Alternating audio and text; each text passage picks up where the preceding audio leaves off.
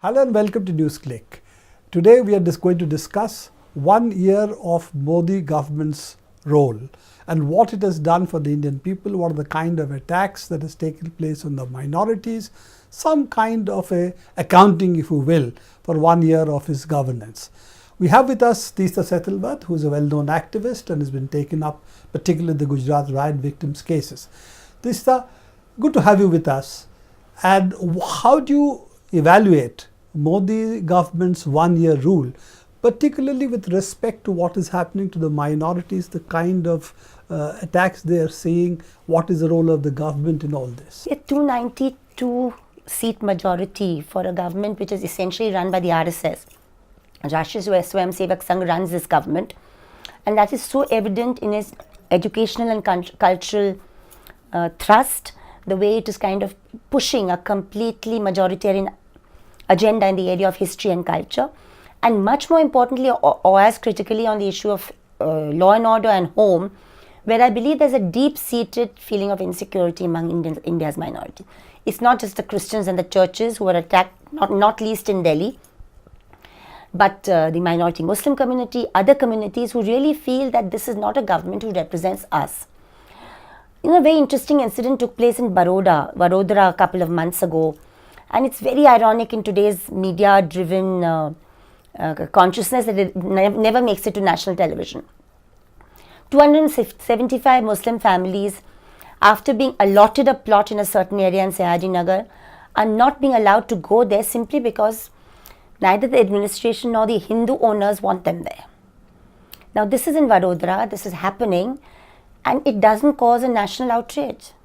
You've raised two issues. One is the kind of attacks on minorities physically. If we take that first, the argument is given by some that Modi is okay, he's not the one doing it, there's a lunatic fringe which he should speak out against.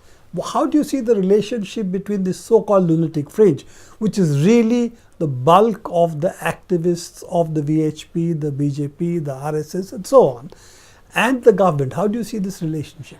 A bulk of these lunatic fringe statements that we are seeing, and this is right from last July onwards, are happening not by the Tehsil level or the Jilla level worker of the VHP or Bajrangal, but by parliamentarians.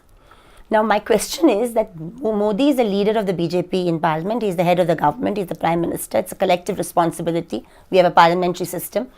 So how can you say when a Sakshi Maharaj or when a Sadhvi Niranjan or whatever her name is, or the other Sadhvi. And she's a minister.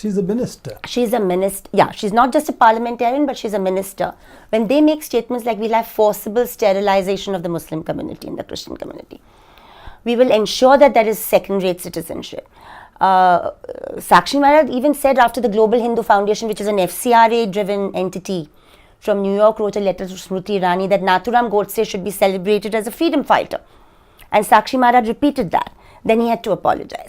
So, I mean, when all these things are happening, not just down there in Ghazipur or Mau or Vadodara, but right there being stated by parliamentarians, Adityanath, the worst of all, from Gorakhpur. And Modi is quiet. I mean, I don't believe a man who boasts of a 56-inch is supine. So he's quiet for a reason, and normally silence means consent. We also have seen in a lot of the areas where elections are impending or happened or are going to happen, we have seen a background of communal violence. UP, of course, the parliamentary election was Muzaffarnagar riots were a clear example. Do you think this agenda now in UP is actually not succeeding, taking into consideration what happened recently in Shamli, and the people are beginning to see through this agenda of trying to rouse communal violence in order to help the electoral arithmetic? I would like to hope so, but I'm a little wary of jumping to that conclusion. Really happy that Shamli and Kandla just got diffused so quickly. I think administration has to be also praised for that, as also some other responsible citizens of those cities. But you know what really worries me is the lack of assertive and active involvement of the parties that are not the RSS or the BJP. And here, it's not just the Samajwadi, but the BSP, the Congress, the left, all of them need to really step up the discourse. Because as worrying as this communal majoritarian discourse is an Owaisi kind of discourse. And that also succeeds in a further polarization. The kind of television space that an Owaisi is getting even in those channels that are clearly promoting the ruling party's agenda, raises many, many questions. Now, the thing is, if you listen to Owaisi purely objectively, he's saying many things that would appeal to a young Muslim, because many others they find in the secular parties not articulating strongly enough those sentiments. So there's a huge gaping hole which needs to be filled in a rational manner. And I don't know where the politics to fill it is going to come from. You talked about also the agenda with respect to education and with respect to culture. Taking up education first, what are the basic elements that you see of the majoritarian agenda, or even what I would call the right-wing Hindutva agenda in terms of education? You know, we've seen all over the world that any proto-fascist majoritarian politics survives on a complete manipulation of history.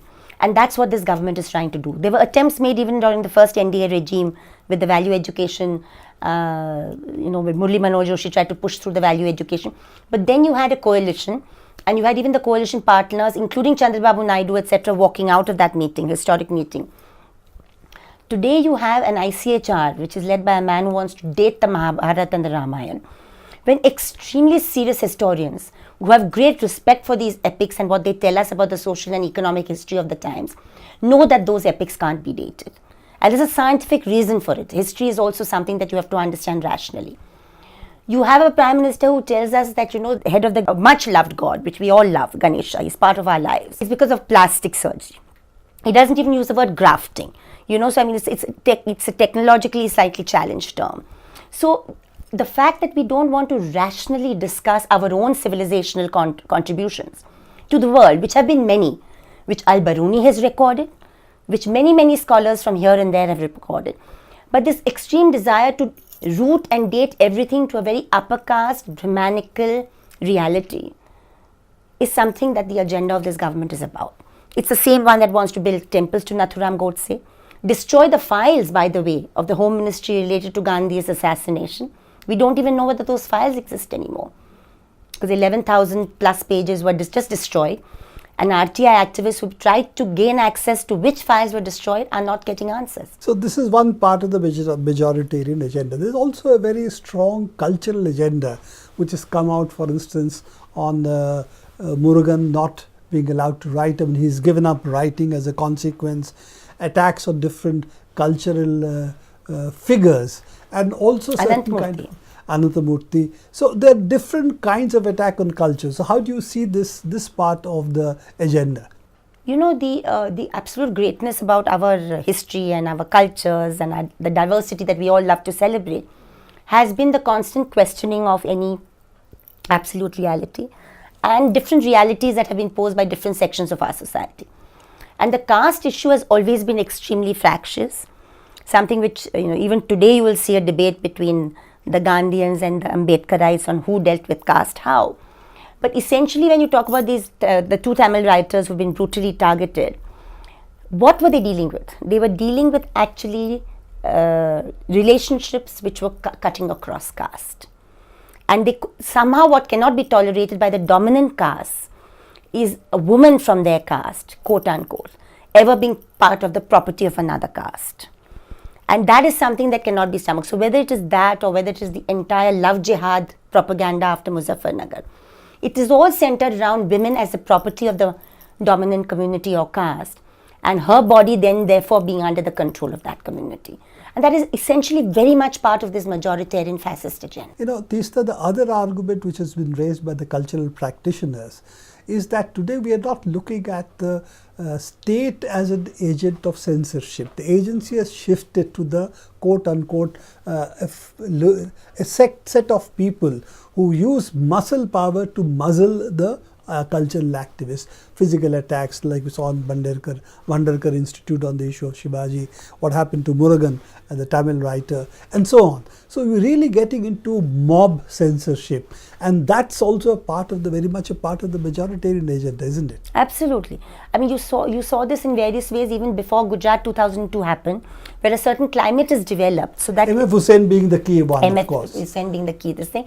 And anybody, the artist even after 2002 happened, that young artist in Baroda and MS University, who had put up certain paintings, and he was completely demonized, and etc. This is a constant and recurring phenomenon. In fact, if you look at it at 4 or 5 levels, the way this communal majoritarian agenda works, there are attacks on the lives and properties of minorities for sure. There are attacks on, there's an attempt to take over and appropriate education and culture. And there is this moral policing that you see. You create entire bodies, violent bands of people who are into moral policing. So whether it's a pub attack in Karnataka, or whether it is different kinds where girls and young women are targeted because they're going to a pub. The idea is that you let loose these people who are not answerable to the rule of law. Last question.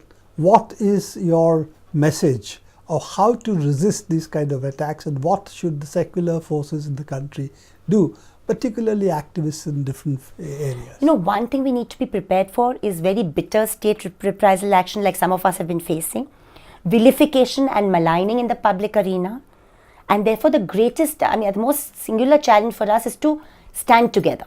Because I think even if we disagree on certain views, I think we need to stand together and build up a resistance at several levels. I think some excellent work is happening in different fronts all over the country, but somehow I feel the real need to have an organizational link up.